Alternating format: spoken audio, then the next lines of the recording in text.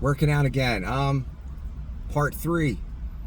I didn't intend to do 3 parts, but I keep thinking of new things that might help people and help myself.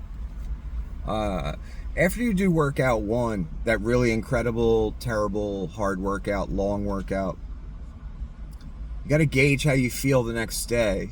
It will tell you whether you took in enough protein, got enough sleep, etc.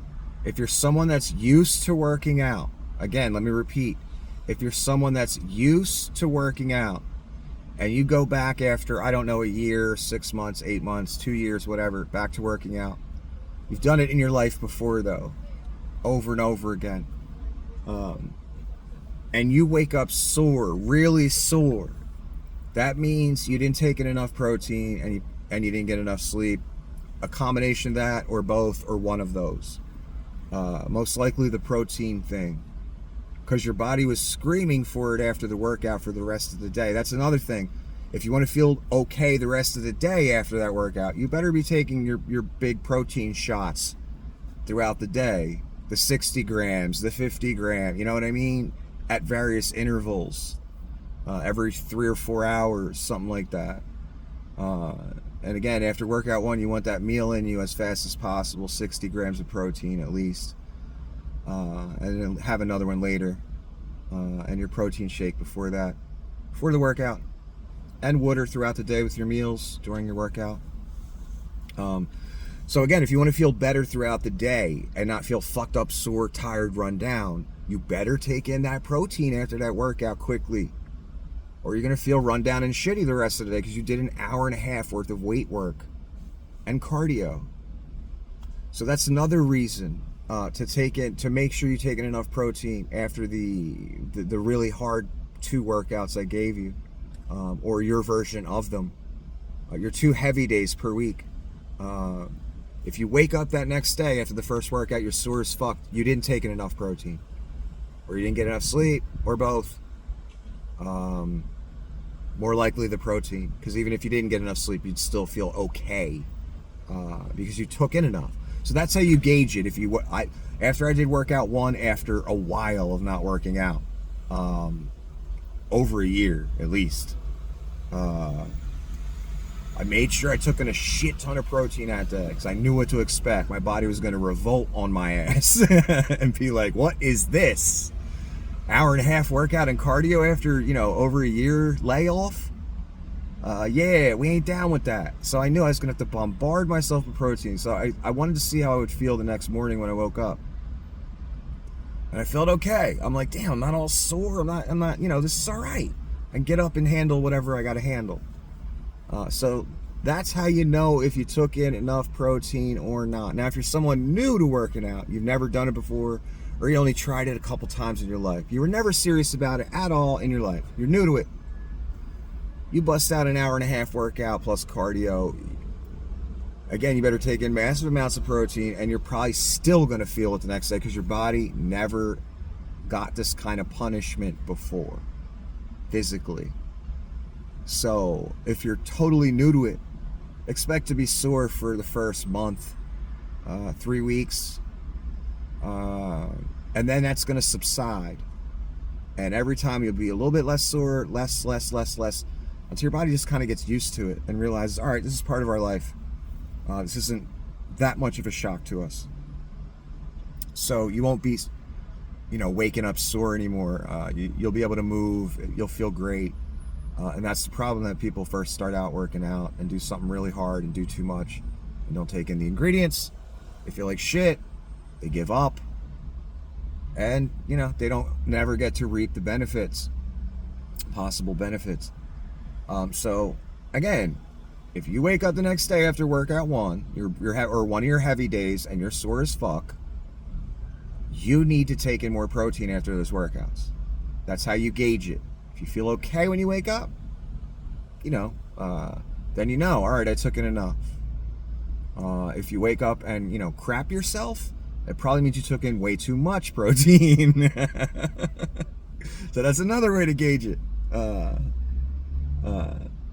Because any excess, your body's going to get rid of that. It doesn't store like carbs store as fat. So your body's going to get rid of it if it's too much. It'll let you know. Don't worry, your body will let you know if you're taking in too much protein, and you'll adjust that lower, and it'll work for you. Now, newfangled exercises. I know so many people you always see these newfangled exercises come out, like hip thrusts for girls, and some guys do them too. That's one of the newfangled, everyone's got to do it. If you want the Kim Kardashian fake ass, you got to do the hip thrusts, right? No, you don't have to. And I just find it funny when I see new exercises come out, like newfangled things that become a trend, that were never really used before, and people still got great bodies. I kind of laugh because the best bodies, in my opinion, were in like the 70s. Frank Zane and Arnold Schwarzenegger, and they didn't do the newfangled shit. They did the old school shit. So I like the irony, and it's kind of funny to me. So I don't see any newfangled exercises as like necessary. What I do see as necessary is customize the workout to you. The exercises that work best for you, not that are easiest for you, that work best for you, that give you quick results without 13 sets. You know what I mean?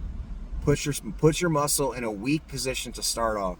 When you wide bench press, your muscle's starting off in a weak position, and the whole entire bench press, the weight is on your chest. The chest stays engaged. Engagement. So I'm putting my muscle in a weak position. When I do triceps and I do that cable thing up from the floor, I'm starting with my arms up like this. Triceps in a very weak position, so you can't go heavy. Pull that cable up. Get that blood in the triceps. Starting off in a weak position. Decline sit-ups. Your stomach's got to fight a lot to get your upper body up to where your knees are. Starting off in a weak position. And then you got to work out less because your muscles get hit more. The quad and ass machine again, making sure you're light. Getting into the muscle. Fatigue's quick, right? You don't need to do 30 sets. Depending on what you're trying to achieve. You still get a pretty nice workout where your body thinks you're doing more. So always try and think of an exercise that starts the muscle off in a weak position so you don't have to go heavy on it. It's still a challenge. That's what I try and do with everything, every exercise. Any way I can think of. Like I just explained to you with the wide chest grip. Chest is in a weak position. You can't max out. But you do 14 of those or 10 of those, gets the blood in there real nice, and the weight is on the chest muscle, and the chest muscle is engaged the whole time. So newfangled exercises, maybe they work, maybe they don't, but again, the best bodies, in my opinion, for male bodybuilders was back in the 70s with Arnold and Frank Zane and those types. Lee Priest was pretty damn good as well. So the newfangled shit isn't necessary, that's for sure. We know that. We answered that question. But for glutes specifically, is that like hip thrust better? I don't know. I'd like to put like my leg program against a modern leg and ass program where girls are trying to like build all that shit, the thighs, the back of the leg. I'd like to see which work better. Maybe I'm wrong. Maybe I don't know what I'm talking about. I'd like to see. I'd like to put my program, if I designed one, just like those modern ass programs that all the girls want to do, to try and get the fake Kim Kardashian look. And I'm not into Kim Kardashian, by the way. She's too fake for me. Physically, all the surgeries, the different work, it's too much fakeness. It doesn't look natural. And that thing she did recently with the corset, and she was at some event, yeah, she looked like she was dying in that corset thing because it cinched the middle of her body like to this thin, and the bottom half was out, wider than the camera can see. It was ridiculous. Yeah, I'm not into really that much fakeness. That doesn't impress me. But if you want to do it the real way, a girl that like wants to try and thicken up the real way, that impresses me, because that takes hard work and dedication. not just a doctor with a scalpel or a suction device to suck out fat or whatever. That's the easy route, and a lot of times it comes out looking fucked up anyway. So you pay thousands of dollars, still looks fucked up or looks worse, and you know, you never did any real work to improve what's in, you know, the muscles underneath the skin, to give whatever fat you have a shelf if you're a girl. But anyway, so again, soreness, protein might solve that problem for you. And newfangled exercises, I don't really see them necessary. If you like them, whatever. I'm not against them. I just find it ironic that the best bodies were like back in the 70s. Now in the 70s and 80s, it was more trendy for a woman to be thin and not have a big ass and all that and a little bit of extra weight on her. So there was a different philosophy in the exercise world. But now we're in a different era. Maybe I'll go into that in a future video, come up with a program for people that might want to try it.